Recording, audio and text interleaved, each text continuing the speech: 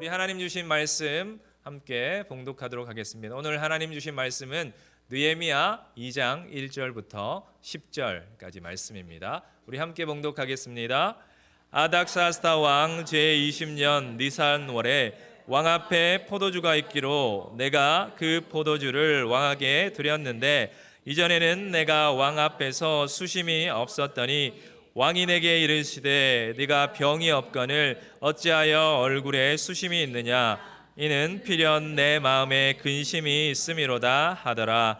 그때에 내가 크게 두려워하여 왕께 대답하되 왕은 만세수를 하옵소서. 내 조상들의 묘실이 있는 성읍이 이제까지 황폐하고 성문이 불탔사오니 내가 어찌 얼굴에 수심이 없사오리까 하니 왕이 내게 이르시되 그러면 내가 무엇을 원하느냐 하시기로 내가 곧 하늘의 하나님께 묵도하고 왕에게 아뢰되 왕이 만일 좋게 여기시고 종이 왕의 목전에서 은혜를 얻어싸우면 나를 유다 땅 나의 조상들의 묘실이 있는 성읍에 보내어 그 성을 건축하게 하옵소서 하였는데 그때에 왕후도 왕 곁에 앉아 있었더라. 왕이 내게 이르시되 내가 몇 날에 다녀올 길이며 어느 때에 돌아오겠느냐 하고 왕이 나를 보내기를 좋게 여기시기로 내가 기한을 정하고 내가 또 왕에게 아뢰되 왕이 만일 좋게 여기시거든 강서쪽 총독들에게 내리시는 조서를 내게 주사 그들이 나를 용납하여 유다에 들어가기까지 통과하게 하시고 또 왕의 삼림감독 아삽에게 조서를 내리사 그가 성전에 속한 영문의 문과 성곽과 내가 들어갈 집을 위하여 들보로 쓸 제목을 내게 주게 하옵소서 하매 내 하나님의 선한 손이 나를 도우심으로 왕이 허락하고 군대 장관과 마병을 보내어 나와 함께 하게 하시기로 내가 강서쪽에 있는 총독들에게 이르러 왕의 조서를 전하였더니 호른 사람 산발랏과 종이었던 암몬 사람 도비아가 이스라엘 자손을 흥왕하게 하려는 사람이 왔다 함을 듣고 심히 근심하더라. 아멘. 우리 자리에 앉으시면서 이렇게 한번 인사하십시다. 우리 하나님께서 우리 예배를 기뻐하십니다. 이렇게 한번 인사하십시다.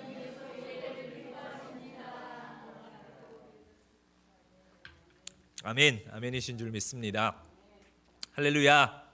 오늘도 하나님을 사랑하시고 또 예배를 사모하셔서 이 자리에 나오신 사랑하시는 성도님들 주님의 이름으로 환영하고 축복합니다. 이 예배를 통해서 하나님이 정말 우리에게 부어주시려고 작정하신 모든 은혜와 또 하늘의 평강을 누리시고 또 우리 인생의 모든 문제들이 회복되는 은혜가 있으시기를 다시 한번 주님의 이름으로 축원드립니다. 오늘 말씀의 제목 한번 읽어봤으면 좋겠습니다. 우리 큰 소리로 함께 읽겠습니다. 시작. Christian Lifestyle. 한번 더 읽겠습니다. Christian Lifestyle. 네, 영어인지 한국말인지. 네, 네. 여러분 라이프스타일이라는 말을 많이 들어보셨으리라 생각합니다. 예, 라이프스타일이 영어니까 만약 한국말로 요거를 한번 번역을 해본다면 삶의 양식, 생활 방식, 뭐 삶의 패턴도 영어지만 이 정도로 번역을 해볼 수 있을 것 같습니다. 이 라이프스타일이라는 말의 사전적 정의를 한번 찾아보았더니 생활 방식이란 말인데 각 사람이 살아가면서 생활하는 그런 양식이다라고 설명 정의를 내리고 있습니다. 거기다가 덧붙여서 이 라이프 스타일에는 각 사람의 어떤 특성이나 행동이나 가치관이나 세계관까지도 드러난다라고 설명을 하고 있습니다. 이해를 좀 더 돕기 위해서 이 라이프 스타일이라는 이 단어가 사용된 예문을 한번 들어본다면 지금도 여전히 저희가 참 건강에 많은 관심이 있고 또 건강을 잘 이렇게 또 연약한 분들은 더더욱 건강을 잘 챙기시려고 이렇게 애를 쓰시는데 한때 이 건강 때문에 이 웰빙이라는 참 그런 단어들이 많이 유행을 했고 열풍이 있었습니다. 웰빙이라는 단어를 어떻게 정의하느냐 보았더니 이렇게 정의를 하더라고요. 최근에 정말 바쁜 일상과 또한 먹는 것들이 인스턴트 식품들을 많이 먹게 되고 또 사회생활하면서 많은 스트레스를 받게 되면서 그것으로부터 벗어나서 정말 우리의 육체와 영혼이 건강한 그런 라이프 스타일이 웰빙이다, 이렇게 소개를 하고 있던 것을 보았습니다. 쉽게 말해서 A라는 사람은 A만의 라이프 스타일이 있고 B라는 사람은 B만의 라이프 스타일이 있습니다. 여기 아침형 인간도 계시고, 인간이라는 표현은 좀 그런가요? 아침형 인간도 계시고 저녁형 인간도 계실 텐데, 아침형 인간은 아침형 인간의 라이프 스타일이 있고 저녁형 인간은 저녁형 인간만의 라이프 스타일이 있다라는 것이죠. 어떤 분은 아침에 일어나셔서 간단하게 커피 한 잔하고 이렇게 빵 한 조각 드시고 출근하는 분들도 계실 거고, 또 어떤 분들은 아침에 이제 조깅을 하시고 운동하시고 집에 오셔가지고, 한국은 많이 그러실 것 같은데 여기도 아마 한인분들은 그러실 분들도 계실 것 같아요. 운동을 하고 오셔가지고 된장국에 이렇게 밥을 드시고 이렇게 또 출근을 하시는 분들도 계실 거라 생각을 합니다. 이처럼 각 사람은 각 사람만의 라이프 스타일이 있다라는 것입니다. 그렇다면 저와 여러분들에게도 저와 여러분들만의 라이프 스타일이 있지 않겠습니까? 그것을 우리는 크리스천의 라이프 스타일이다라고 명명할 수 있습니다. 크리스천 라이프 스타일, 그것이 바로 우리의 생활 방식인 것이죠. 누군가가 저와 여러분들의 삶을 이렇게 들여다보고 나서, 야, 이분은 정말 예수님 믿는 분이구나, 정말 이분은 늘 하나님과 동행하시는 분이구나 라는 말을 우리가 듣게 된다면 우리에게는 크리스천 라이프 스타일이 있다라는 증거가 될 것입니다. 그런데 참 안타까운 것은 믿지 않는 분들을 통해서 정말 우리가 믿는 자로서 정말 저분은 하나님과 동행한다, 저분은 예수님과 함께하는 삶을 산다라는 말을 듣는 것이 참 쉽지 않다라는 것입니다.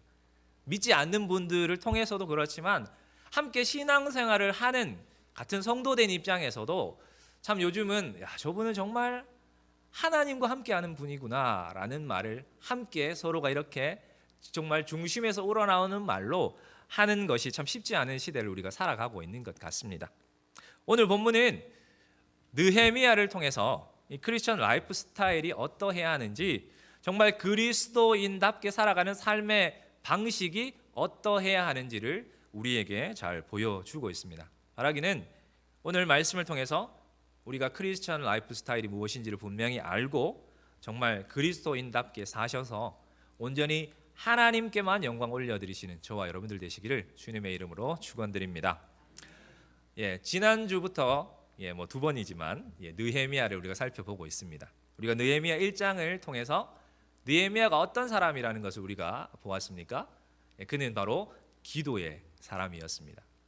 그는 이방인이었죠. 이방인이었지만 그 바벨론 땅에서, 페르시아 땅에서 정말 왕과 함께 국사를 논할 정도로 정말 왕의 최측근의 자리까지 올라간 인물이었습니다. 하지만 그가 하나님이라는 사람을 통해서 고국의 그 안타까운 소식을 들었을 때 그가 가장 먼저 했던 행동이 무엇이었습니까? 왕에게 찾아가서 절대 권력이 있는 왕에게 부탁한 것이 아니라 하나님 앞에 그 기도의 제목을 가지고 하나님 앞에 엎드렸을 정도로 느헤미야는 정말 기도의 사람이었다라는 것입니다. 우리가 이런 기도의 사람인 느헤미야의 삶의 방식들, 특별히 하나님께서 느헤미야를 통해서 그의 고국의 문제를 해결하시는 그 과정들을 함께 살펴보면서 정말 크리스천 라이프 스타일, 그리스도인의 생활 양식, 생활 방식은 어떠해야 하는지를 함께 살펴보며 은혜 받는 시간 되시기를 주님의 이름으로 축원드립니다. 첫 번째로 크리스천의 라이프 스타일은 하나님께 기도했다면 하나님의 때를 기다리는 것입니다. 1장에서 우리가 느헤미야가 형제 중 한 사람인 하나니를 통해서 고국의 안타까운 소식을 접하게 됩니다.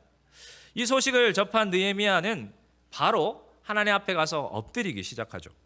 그래서 1장 1절 말씀해 보시면 느헤미야가 기도를 시작한 시점이 언제인지를 알려주고 있습니다. 1장 1절 말씀해 보시면 아닥사스다 왕 제20년 기슬르월이라는 표현을 사용하고 있습니다. 여기서 이 기슬르월이라는 표현은 페르시아인들이 사용했던 그 바벨론 원력을 따른 것입니다. 대략 이것을 태양력으로 지금 우리가 쓰는 원력으로 표현을 한다면 한 12월 정도라고 말씀을 드렸습니다. 그래서 느헤미야는 어쨌든 간에 하나님으로부터 고국의 안타까운 소식을 듣고 고국을 위해서 기도하기 시작한 것이 12월 정도였다라고 성경은 말씀하시는 것이죠. 그런데 오늘 본문을 시작하는 2장 1절 말씀에 보시니까 또 시간을 나타내는 표현이 또 기록되어 있습니다. 여기는 아닥사스다 왕 제20년 니산월에라는 표현을 사용하고 있고, 그때 니산월은 대략 태양력으로 4월 정도를 말씀합니다. 그때 느헤미야가 무엇을 했다라고 말씀을 하고 있습니까? 왕 앞에 포도주를 드렸다. 포도주가 있어서 포도주를 드렸다. 이렇게 표현을 하고 있습니다. 느헤미야의 그 직위가 무엇이죠? 술관원입니다. 근데 술관원이 왕 앞에 포도주를 드리는 것, 일상생활이죠. 일상생활이고 너무나 당연한 일일 것입니다. 그런데 이렇게 특별한 것이 없어 보이는 이 날이 특별한 날이었다라는 것입니다. 왜냐하면 이제까지 느헤미야가 고국의 문제를 가지고 기도했던 그 기도에 우리 하나님이 응답하시는 시작점이 바로 이 날이었기 때문입니다. 그래서 이 날은 특별한 날이었고 성경은 이 날의 날짜를 기록하고 이 날의 시간을 기록하고 있다라는 것이죠. 다시 말해서 느헤미야는 기슬로월에 고국의 안타까운 소식을 듣고 기도하기 시작해서 4개월 후인 니산월까지 기도하면서 하나님의 때를 기다리고 있었습니다. 바로 이것이 바로 이러한 느헤미야의 모습이 크리스천의 라이프 스타일인 것이죠. 그리스도인의 삶의 방식이라는 것입니다. 그리스도인이라면 마땅히 우리 앞에 어떤 일들을 만났을 때, 특별히 참 어렵고 힘든 일들을 만났을 때, 아니 모든 일, 어떤 일들 가운데서도 먼저 기도함으로 하나님 앞에 엎드리는 것이 그리스도인의 삶의 방식입니다. 그런데 하나님께 기도했다면 바로 하나님의 때를 소망하며 기다려야 한다라는 것입니다. 그냥 막연히 기다리는 것이 아니라 신실하신 하나님께서 우리의 기도에 반드시 응답하실 것에 대한 확신을 가지고 하나님이 이루실 하나님의 최상의 때를 우리가 소망하며 기다려야 한다라는 것입니다. 그런데 저와 여러분들도 경험하신 것처럼 하나님께서 이루실 것을 믿고 우리가 믿음으로 기다리는 것이 쉬운 일이 아니다라는 것입니다. 그러면 왜 우리 주님께서는 우리를 예수 그리스도의 피값으로 사셨고 정말 우리를 존귀한 하나님의 형상으로 창조한 우리 하나님의 자녀들이 하나님 앞에 기도할 때 그 기도에 즉각적으로 응답하시지 않는 것일까요? 왜냐하면 우리 하나님께서는 그 기도의 응답 자체보다도 우리가 하나님 앞에 기도하고 그 기도의 응답을 기다리는 그 과정을 통해서 하나님과의 인격적인 만남과 교제를 통해서 우리를 연단하시고 훈련하셔서 정말 하나님의 자녀로서 더욱더 우리를 성장시키시고 싶으시기 때문에 우리 하나님은 즉각적으로 응답하시지 않는다라는 것입니다. 한 재벌 가문에 아들이 있었습니다. 그 아들의 오매불망 소망은 무엇이었겠습니까? 아버지의 유산을 빨리 상속받는 것이 그 아들의 소망이었습니다.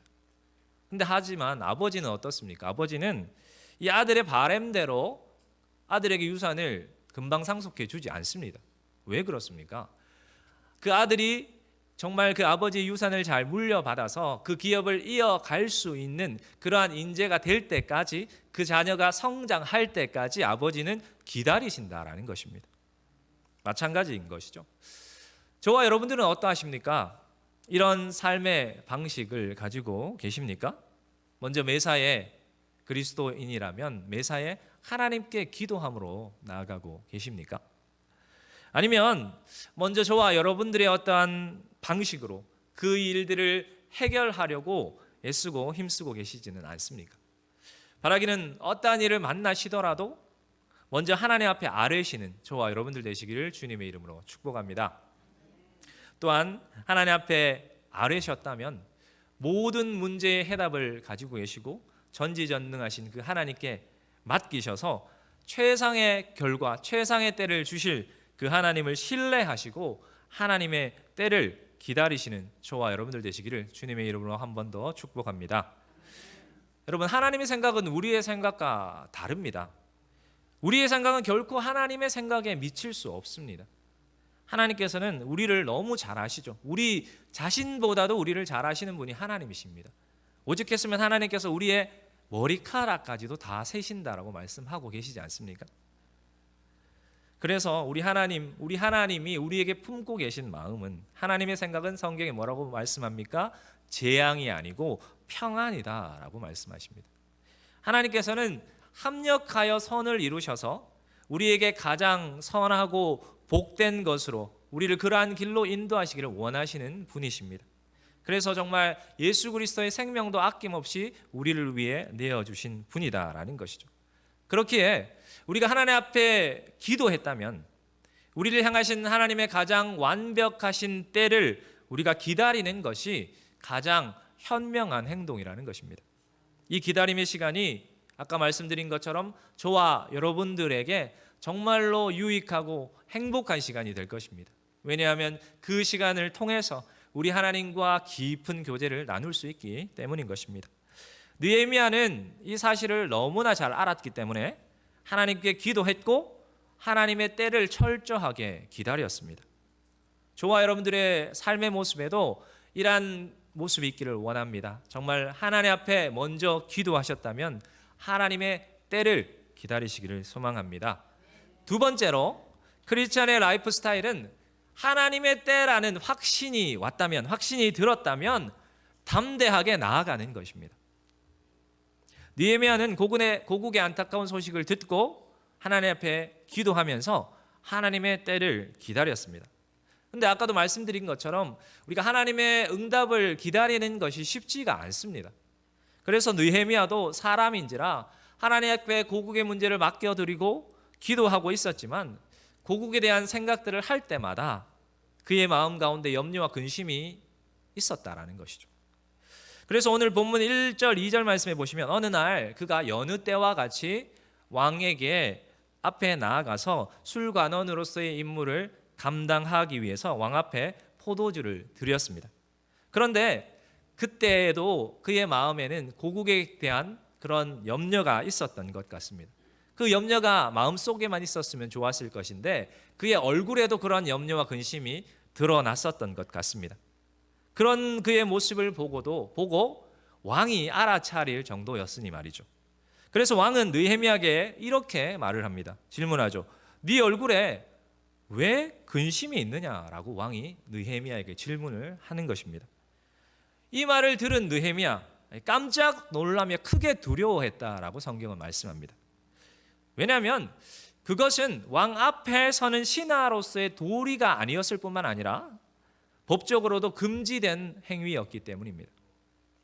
왕 앞에 서는 자는 왕비라 할지라도 왕 앞에 근심 있는 얼굴로 서게 되면 왕의 명령에 따라서 그 직위가 박탈되고 생명까지도 위태로울 수 있었기 때문입니다. 신하의 직무, 신하의 의무는 왕을 유쾌하게 만드는 것이기 때문에 그러하였습니다. 그런데 이것을 너무나 잘 알고 있는 느헤미야가 왕 앞에 자기도 모르게 고국의 문제 때문에 근심 어린 얼굴로 섰다가 그런 왕의 질문, 네가 근심이 있느냐라는 왕의 질문을 받게 되니 얼마나 두렵고 떨렸겠습니까? 그런데 이러한 상황에서 왕은 분노하기보다는 오히려 염려스러운 표정으로 느헤미야에게 이렇게 물었던 것이죠. 2절의 내용을 보시면 네가 몸이 아픈 것 같지는 않은데 왜 얼굴에 근심이 있느냐? 네가 얼굴에 근심이 있는 것을 보니까 네 마음에 근심이 있는 것이구나 라고 왕이 정말 어찌하여 네 얼굴에 그렇게 근심이 있느냐라고 염려하며 느헤미야에게 다시금 질문을 했다라는 것이죠. 기도하면서 하나님의 때를 기다리던 느헤미야는 이 때를 놓치지 않았습니다. 이때가 하나님의 때라는 것을 확신했던 것입니다. 하나님의 때를 확신한 느헤미야는 왕에게 이렇게 대답을 했습니다. 왕이여 만세수를 하옵소서. 오래오래 사시기를 빕니다. 제 얼굴에 근심이 있는 까닭은 제 조상의 묘실이 있는 성읍이 폐허가 되고 그 성읍들이 불에 타 버렸기 때문입니다 라고 느헤미야는 왕 앞에서 자신의 생각을 소신 있게 말했습니다. 느헤미야는 지난 4개월 동안 기도하면서 하나님의 때를 기다리면서 영적인 싸움을 해왔습니다. 하나님께서 역사하실 것을 믿으면서도 그의 마음 가운데는 또 염려함도 있었겠죠. 그런데 마침 그 때가 온 것입니다. 느헤미야는 이 하나님의 때를 결코 놓치지 않았습니다. 근심 있는 얼굴로 왕 앞에 선 것 때문에 정말 위험한 상황에 처할 수도 있었지만 그는 오히려 이것이 하나님의 때라는 확신이 있었기 때문에 담대하게 왕 앞에 나아가서 자신이 이제껏 기도해 왔던 그 기도의 내용들을 왕 앞에 아뢰었던 것입니다. 이러한 느헤미야의 모습을 본 왕은 어떻게 이야기를 합니까? 4절에 보시니까 파격적으로 왕이 질문을 합니다. 그러면 네가 무엇을 원하느냐라고 왕이 묻기 시작했던 것이죠.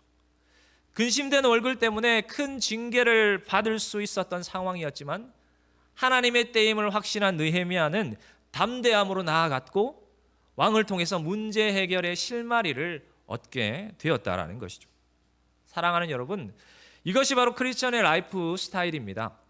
매사에 먼저 하나님 앞에 기도함으로 나아가면서 하나님의 때를 기다려야 할 뿐만 아니라 하나님의 때라는 확신이 왔을 때에는 그 때를 결코 놓치지 말아야 한다라는 것입니다. 오히려 더욱더 담대함으로 나아가야 하는 것입니다. 느헤미야는 이러한 확신 가운데 담대하게 나아갔고 자신이 기도했던 그 기도의 응답이 이제는 물꼬를 트게 되었습니다. 이처럼 느헤미야는 하나님의 때를 기다리며 기도했고 그 때가 되었을 때 결코 그것을 놓치지 않았습니다. 이처럼 성령의 사람들은 하나님의 주신 때를 놓치지 말아야 합니다. 왜냐하면 그 때가 바로 하나님의 뜻을 이루어 드릴 수 있는 때이기 때문입니다.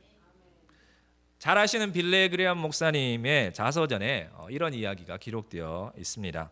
1961년에 존 F 케네디가 이제 미국의 대통령으로 당선된 이후에 취임식 전에 케네디 대통령이 빌리 그레엄 목사님을 그의 집으로 초대를 했습니다. 그래서 케네디는 목사님에게 선거 기간 동안 개신교와 또 천주교의 그런 종교적으로 문제 때문에 갈라진 그 마음들을 치유하고 또 하나 되는 일에 노력해 달라고 부탁을 했습니다. 그러면서 빌리 목사님에게 이 대통령이 이렇게 질문을 했습니다. 목사님, 예수 그리스도의 재림을 믿으십니까? 목사님이니까 당연히 믿는다고 대답을 했습니다. 그랬더니 케네디 대통령은 다시 이렇게 물었습니다. 저는 천주교를 믿습니다. 저는 천주교를 믿는데 천주교도 그 재림을 믿습니까? 라고 질문했더니 목사님이 사도신경에 보면 그 내용들이 다 들어 있습니다. 라고 대답을 했죠. 그랬더니 다시 대통령이 그런데 우리 교회에서는 그런 내용을 설교나 강론을 통해서 들을 기회가 없었습니다. 목사님께서 좀 설명해 주시겠습니까? 라고 요청을 했죠. 이렇게 해서 빌리 목사님이 이 대통령에게 예수 그리스도의 초림 그리고 예수 그리스도의 재림에 대해서 상세하게 설명을 해 주었습니다. 목사님의 설명을 들은 이 케네디 대통령은 매우 의미심장한 표정을 지으며 이렇게 말했죠. 참 흥미로운 내용입니다. 나중에 다시 한번 시간을 내어서 제가 더 듣고 싶습니다. 라고 말했다라는 것이죠. 그 이후에 대통령이 얼마나 바빴겠습니까? 2, 3년의 시간이 훌쩍 지나가고 국가조찬 기도회의 시간이 왔습니다. 그때도 이 케네디 대통령이 이 빌레 그레엄 목사님을 다시 만나면서 백악관에서 따로 시간을 좀 가져달라고 요청을 했습니다. 근데 마침 그때 이 빌리 그레엄 목사님이 감기에 걸려 있었습니다. 그래서 혹시나 대통령에게 감기를 옮길까 싶어서 대통령님 다음에 기회를 좀 주시면 좋겠습니다 라고 정중하게 거절을 했던 것이죠. 그런데 그것이 바로 케네디 대통령과 빌리 그레엄 목사님의 마지막 만남이 되고 말았다라는 것입니다. 왜냐하면 그해 11월 22일 날 케네디 대통령이 암살당했기 때문입니다. 대통령의 암살 소식을 듣고 이 빌리 목사님이 순간 정말 자기가 감기가 걸린 것 때문에 다음 기회로 미루자고 했었던 그때 케네디 대통령이 떨리는 목소리로 다음 기회라고요 라고 말했던 그 모습이 떠올랐습니다. 하지만 다음 기회는 영영 오지 않았다라는 사실입니다. 사랑하는 여러분, 저와 여러분들은 어떠하십니까? 하나님의 때에 대한 분명한 확신이 주어질 때 저와 여러분들은 어떻게 행동하십니까? 하나님께서 저와 여러분들의 마음에 정말 성령님을 통해 감동하실 때 저와 여러분들은 어떻게 행동하고 계십니까? 하나님이 주신 확신과 성령께서 주신 그 감동에 순종하십니까? 아니면 그것이 내 생각과는 다르기 때문에 내가 처한 상황에 맞지 않기 때문에 남들이 그것을 어떻게 볼까 고민되어서 그 확신과 감동을 무시하지는 않으십니까? 저와 여러분들이 참 그리스도인이시라면 하나님의 확신을 주시고 성령이 감동하실 때 반드시 담대함으로 그 확신과 감동에 순종하시기를 주님의 이름으로 축원드립니다. 우리가 그 확신과 감동에 순종함으로 나아갈 때 하나님께서 우리를 통해 하나님의 귀한 사역들을 이루실 것이며 하나님께서 우리를 통해 홀로 영광 받으실 줄로 믿습니다. 셋째로 크리스천의 라이프 스타일은 내일을, 미래를 계획하는 것입니다. 느헤미야의 삶을 통해 발견하게 되는 그리스도인의 삶의 방식은 분명한 계획을 세우며 살아가는 것입니다. 고향에 돌아가서 예루살렘 성을 재건할 것, 어떻게 재건할 것에 대한 분명한 계획을 느헤미야는 가지고 있었습니다. 오늘 본문 5절 이하의 말씀해 보시면 이렇게 기록하고 있습니다. 왕에게 아뢰되 왕이 만일 좋게 여기시고 종이 왕의 목전에서 은혜를 얻어 싸우면 나를 유다 땅 나의 조상들의 묘실이 있는 성읍에 보내어 그 성을 건축하게 하옵소서 하였는데 그때 왕후도 왕 곁에 앉아 있었더라. 왕이 내게 이르시되 내가 몇 날에 다녀올 길이며 어느 때에 돌아오겠느냐라고 말씀하죠. 지금 왕이 고국으로 돌아가서 성을 재건하게 하겠다고 하는 그 느헤미야에게 이렇게 질문을 하는 것입니다. 네가 너의 고국에 돌아가서 성을 재건하는데 얼마나 시간이 걸리겠니? 네가 갔다가 언제쯤 돌아올 수 있겠니? 라고 지금 왕이 느헤미야가 질문을 하는 것입니다. 이때 느헤미야가 이렇게 대답을 했다라고 한번 생각해 보십시오. 왕이시여, 제가 가봐야 알 것 같습니다. 가서 주님이 주시는 은혜대로 머물다가 오겠습니다. 이렇게 대답을 했다라고 한번 생각해 보십시오. 이 말이 왕에게 어떻게 들렸겠습니까? 정말 무계획적이고 무책임하게 들리지 않았겠습니까? 그러나 느헤미야는 결코 그렇게 대답하지 않았습니다. 6절 이하에 계속되는 말씀을 보시면 왕이 나를 보내기를 좋게 여기시기로 내가 기한을 정하고 내가 또 왕에게 아뢰되 만일 왕이 나를 좋게 여기시거든 강서쪽 총독들에게 내리시는 조서를 내게 주사 그들이 나를 용납하여 유다에 들어가기까지 통과하게 하시고라고 고백하고 있습니다. 느헤미야는 왕이 그러한 질문을 들었을 때 이만큼의 기한을 주시면 제가 그 일을 마치고 돌아오겠습니다라고 분명한 기한을 왕에게 제시했습니다. 또한 그 당시에 예루살렘 성이 회복되는 것을 원치 않는 많은 적들이 있었습니다. 그래서 그는 제가 예루살렘 성읍까지 무사히 갈 수 있도록 왕에게 신분증까지 요청했다라는 것입니다.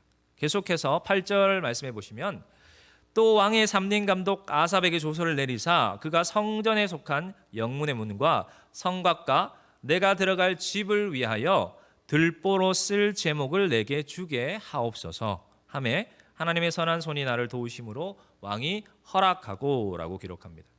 느헤미야는 무엇까지 구한 것입니까? 성을 건축하는 데 필요한 충분한 제목들을 공급해 달라라고까지 왕에게 지금 요청하고 있는 것입니다.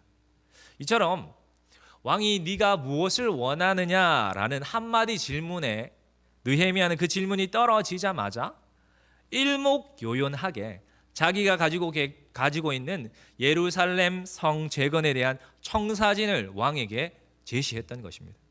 바로 이러한 모습이 크리스천의 라이프 스타일이기를 원합니다. 우리가 믿음으로 기도하며 정말 하나님의 신실하시게 우리 삶 가운데 역사하신다라는 것을 믿는 삶은 결코 무계획적으로 살아가는 삶이 아니다라는 것입니다. 어떤 사람은 신앙을 빙자해서 자기 생활을 무질서하고 무계획적으로 살아갑니다. 그래서 당신의 삶을 계획하고 있느냐라고 물어보면 뭐 계획이 필요합니까? 그냥 하나님 뜻대로 살면 되죠 라고 대답한다라는 것이죠. 그러나 그리스도인답게 산다라는 것은 결코 계획 없이 혼란 중에 살아가는 것이 아니다라는 것입니다. 본문을 보십시오. 느헤미야가 얼마나 치밀하게 계획을 세웠습니까? 예루살렘 성 재건을 하는데 얼마나 분명하고 구체적인 계획을 세웠느냐 하는 것입니다. 성경에 나타난 하나님, 우리 하나님도 저와 여러분들이 너무 잘 아시는 것처럼 언제나 우리 하나님은 질서의 하나님이시라는 것이죠. 그분이 창조하신 이 세계를 우리가 바라볼 때 그 창조의 신비가 얼마나 질서정연하게 만들어져 있느냐 하는 것입니다. 그분은 질서의 하나님이시며 계획하신 대로 실행하시는 하나님이십니다. 그분은 그리스도를 보내셔서 우리를 구원하시기 위한 그 놀라운 구원의 계획을 언제부터 이미 창세전에 계획해 두신 분이시라고 성경은 우리에게 말씀하고 있는 것이죠. 우리가 교회에서 어떤 일을 계획하고 진행할 때 종종 두 가지의 대립된 입장을 보게 됩니다. 한 부류는 기도하면 되었지 무슨 계획이 필요하느냐 하는 입장이죠. 이러한 부류는 어떻게 보면 극단적인 신비주의적 접근이라 할 수 있습니다. 또 다른 부류는 최선을 다해서 우리가 계획하면 되었지 무슨 기도가 필요하냐라고 말한다라는 것이죠. 이들 역시도 너무 극단적으로 이성주의, 인본주의로 치달은 모습이라는 것입니다. 그러나 진정한 믿음의 사람이라면 기도하면서 계획해야 합니다. 왜냐하면 기도를 통해서 비전이, 계획이 만들어지기 때문인 것이죠.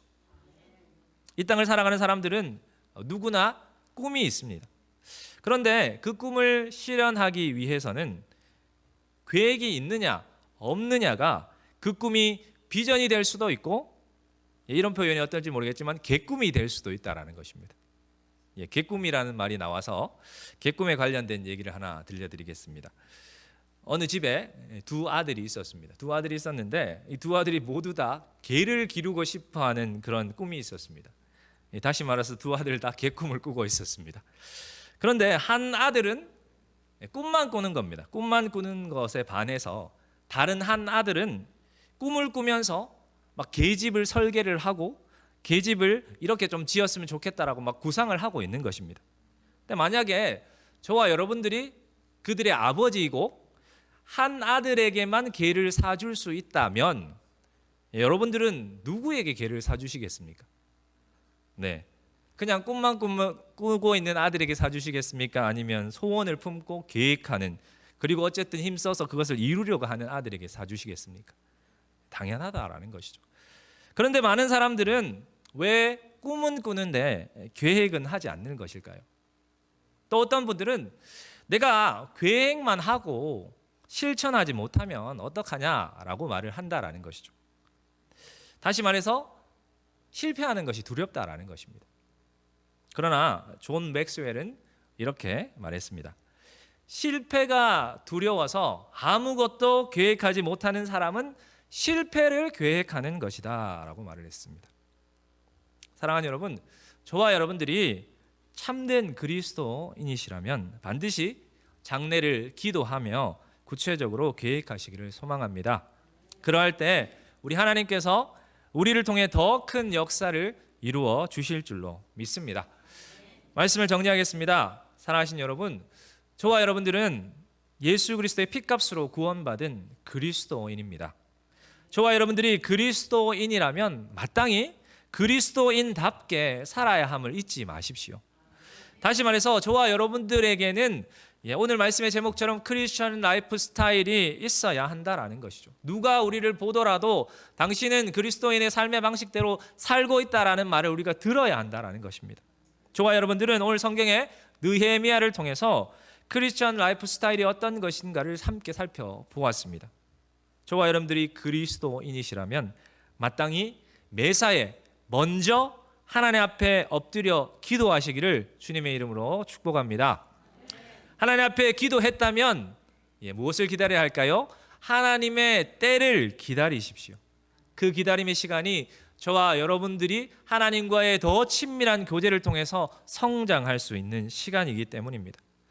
또한 하나님의 때에 대한 확신이 들 때, 성령께서 그러한 감동을 우리에게 주실 때에는 우리는 어떻게 해야 합니까? 순종함으로 담대히 누가 무슨 이야기를 하더라도 순종함으로 나아가야 하는 것입니다. 그러한 우리를 통해 우리 하나님께서 하나님의 일을 하실 것입니다. 마지막으로 우리가 기도하며 내일을 구체적으로 계획하시기를 주님의 이름으로 축복합니다. 꿈만 꾸는 것이 아니라 계획하며 기도할 때, 기도하며 계획할 때 그 꿈이 우리의 비전으로 세워지는 줄로 믿습니다. 이러한 삶의 방식으로 살아갈 때 하나님께서 저와 여러분들을 통해서 하나님의 귀한 역사를 이루어 가실 줄로 믿습니다. 바라기는 저와 여러분들의 삶이 크리스찬의 라이프 스타일로 온전히 채워지시기를 주님의 이름으로 축원드립니다. 기도하겠습니다. 하나님 감사합니다. 오늘도 우리를 사랑하셔서 주님의 전으로 우리를 인도하여 주시고 특별히 느헤미야가 고국의 문제를 해결해가는 그 과정들을 통해서 정말 그리스도인의 삶의 방식이, 크리스천의 라이프 스타일이 어떠해야 하는지를 우리에게 주님 분명히 알게 하시니 주님 감사합니다. 아버지 하나님, 우리가 모든 일 앞에 우선적으로 먼저 하나님 앞에 기도하게 하시고 기도하였다면 하나님의 때를 기다리게 주여 도와 주시옵소서. 또한 하나님, 우리가 기도하며 기다리며 하나님의 때에 대한 확신을 성령께서 주실 때에 하나님, 우리가 그 확신에 순종하며 담대히 나아가게 주여 도와 주시옵소서. 또한 하나님 아버지, 우리가 믿는 사람이라고 하여서 하나님 무계획적으로 살지 않기를 원합니다. 분명하게 기도하면서 하나님 내일을, 우리의 장래를 하나님 계획하여서 정말 하나님 앞에 하나님 우리에게 꾸게 하신 그 꿈이 정말 비전으로 성취될 수 있도록 하나님 우리를 붙잡아 주시고 인도하여 주시옵소서. 그러한 삶으로 하나님께만 영광 올려드리는 정말 귀한 주의 백성들 다 될 수 있도록 하나님 함께하여 주옵소서. 함께하실 주님을 기대합니다. 예수님 이름으로 감사하며 기도드립니다. 아멘.